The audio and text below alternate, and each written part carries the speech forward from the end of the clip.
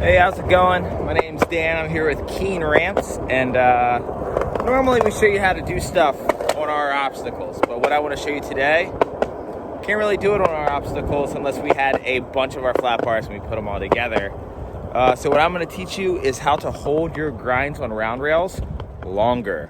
I'm going to go through all the basic ones. Now for these tricks, I expect you to have these tricks before you try to hold them. So when I say front 50-50 is how to hold it longer, I expect you to be able to 50-50 your flat bar pretty consistently.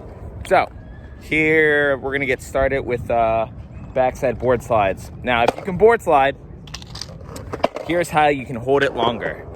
Basically, if you can board slide your flat bar, I don't know, 4 out of 5 times, then you can start playing with this.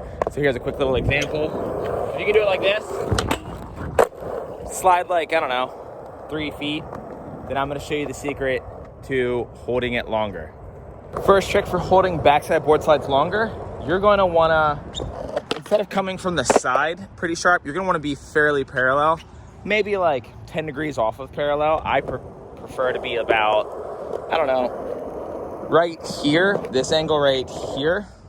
So it's not completely parallel, but it's slightly parallel. And the reason you want to be a little bit more straight on is it's going to keep your momentum going forward. If you come from the side, like at this angle, which is how people tend to learn it, it makes you want to like fall over to the other side or shoot out. So fairly parallel. And now here's the real secret. Where do you want your initial body weight to start?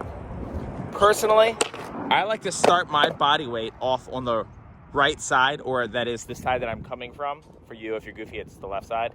I like to keep my body weight starting on the side I'm coming from. And then after about a foot, I transfer it to the middle. If you ollie all the way over, it's going to make you want to kind of jump over. So start off with the side that you're coming from, and then adjust it to the middle of the board. If you overshoot and go a little to the other side of the rail, as long as your body weight's centered and slightly from the side that you're coming from, it's going to be pretty easy to hold. Hopefully I can give you an example right here.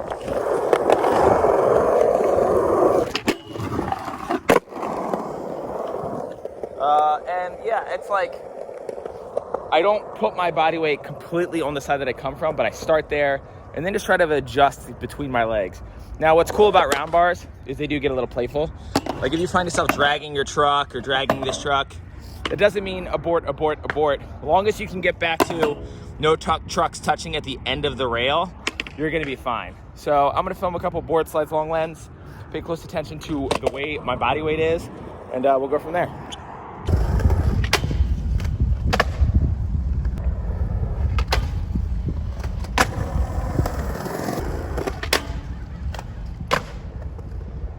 Those are sort of ideal lock-ins. Those are sort of like, if you get dead centered in the board. I'm gonna give you a couple examples of if your truck's drag, just to show you that you can get away with it.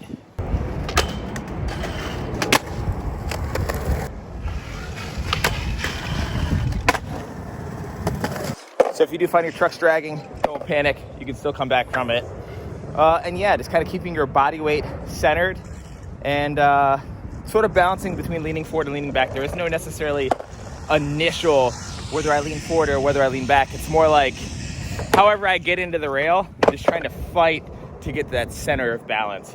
So sometimes it'll be like this, sometimes it'll be like that. Just know that you're going to be doing both of them, and both of them are okay. Next one, frontside board slides. What's the secret to frontside board slides? Well, if you want to slide a long one, there's really 2 ways you can go about it. If you just jump on the rail and kind of like look backwards, like you don't look over your shoulders, you're going to come out the fakie most likely, but it's also maybe a little bit easier to jump on a rail like that at first. It's a little bit more comfortable to do that. It's a little less, I don't know, contorting of your upper body and your equilibrium. But looking over your shoulder to come back to forward ultimately will be the easier way to hold it longer. So if you want to learn it to fakie first, that's fine. So for this, same exact rules as the backboard to fakie or the backboard to regular.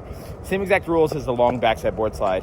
Slightly angled, get in, try to start off on the side that you came from. But here's the thing about this one. A lot of people are afraid to put their body weight to the other side of the rail on front boards. It feels a lot more dangerous when you're backwards and you're on the wrong side of the rail. Not even the wrong side of the rail, but the other side of the rail. So the first thing you're going to want to do is understand that going to the other side of the rail is okay. it is still safe. It's just not the perfect spot to slide it longer. There's definitely been plenty of examples where people have done long frontside board slides, gone to the wrong side of the rail, and came back. It's just all about committing to the end of the rail. Keep your focus on the end of the rail. So sometimes when you get in the rail, I see a lot of people jump off before they need to. Just like kind of hang on for dear life, and then you'll realize, oh, you can actually slide a lot further than you thought, even when your equilibrium or balance is a little off. So I'll do a couple examples of the front board. Once again, should be able to front board the rail very consistently before you try to slide a long one, but pay attention to where my body weight is. I do start off on the side I came from a little bit, adjust it to the middle, but if I go over, it's okay.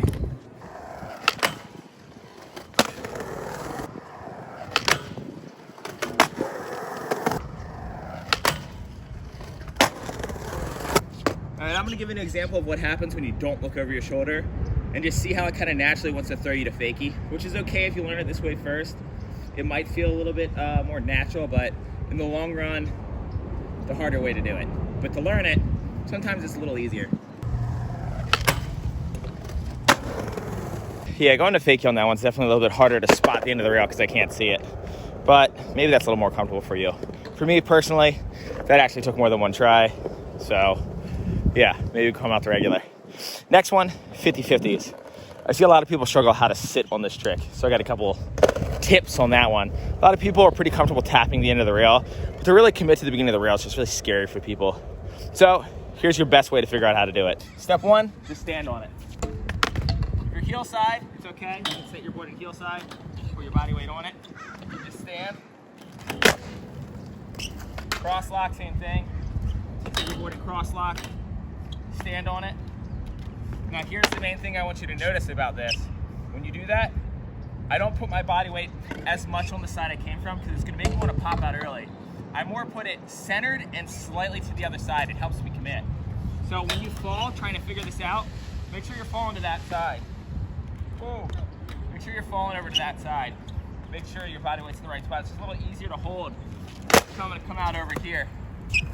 So I'll do a 50-50, I'll do a long one, cross lock, I'll do one heel side. You do treat it like you're gonna lean more like you're gonna pop over instead of pop out to the side you came from. And that's gonna help you get your center of balance to get to the end of the rail. So first I'll do cross lock, because that's what I normally do. Heel side, this will be interesting because I never grind heel side, especially long, but I'll try to learn it for you. See, that time I actually popped out early because I was leaning to the side I came from too much.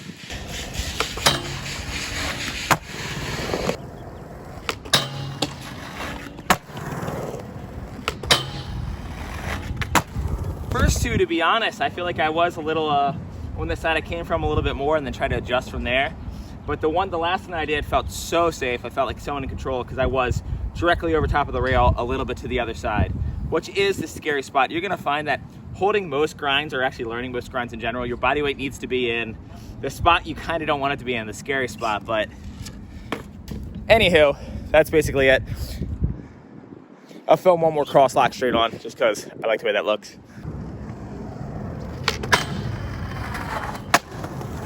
Now, I don't necessarily think it's not a bad idea. I don't think it's a bad idea necessarily to learn how to commit to getting on the beginning of the rail by doing little 50-50 pop-outs at the beginning.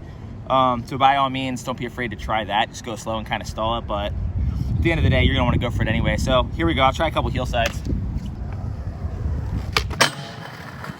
Woo! That wasn't the whole rail, but it was a start.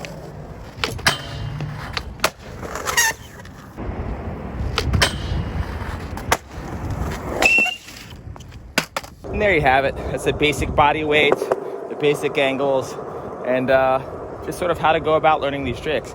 The majority of these holding the grind things, there really isn't that much to truly go into in detail other than just be confident, jump on at the beginning of the rail, see what happens.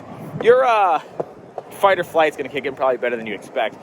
A lot of times when you try tricks that you're scared of, you get out of it because you're super hyper aware of like what could go wrong. So just give it a couple goes. You probably will do just fine. It's the tricks that you do every day are the ones that you're gonna get hurt on, just FYI. So if you're gonna get hurt anyways, you might as well just try some new stuff. Try to grind the whole rail. I do wanna do another tutorial, a more advanced version of this video, where this is sort of like the 101, the board sides, the 50/50s. I want to do one involving a lot of the scarier tricks, like front 5-0s, frontside crooked grinds, backside crooked grinds, backside 5-0s, tail slides on rails, blunt slides on rails. Tricks like that I think are a little intimidating for people to really learn how to sit on, even if they're a little bit more advanced. And there is, for those, a lot more in-depth and more nuanced trick tips on how to go about that safely and easily.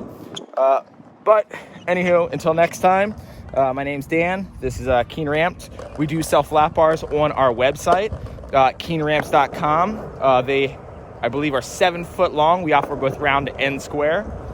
We also offer everything from mini ramps, all sorts of different variations like extensions and roll-ins, and we offer wedges and kicker ramps, and literally basically every skateboard obstacle you can imagine we offer, including unique things like a spine ramp with a parking block on it and so on and so forth. So just go to our website, check it out. We have different obstacles for all levels, from beginners to advanced to people who just want to do a slappy curb, because we have a slappy pad.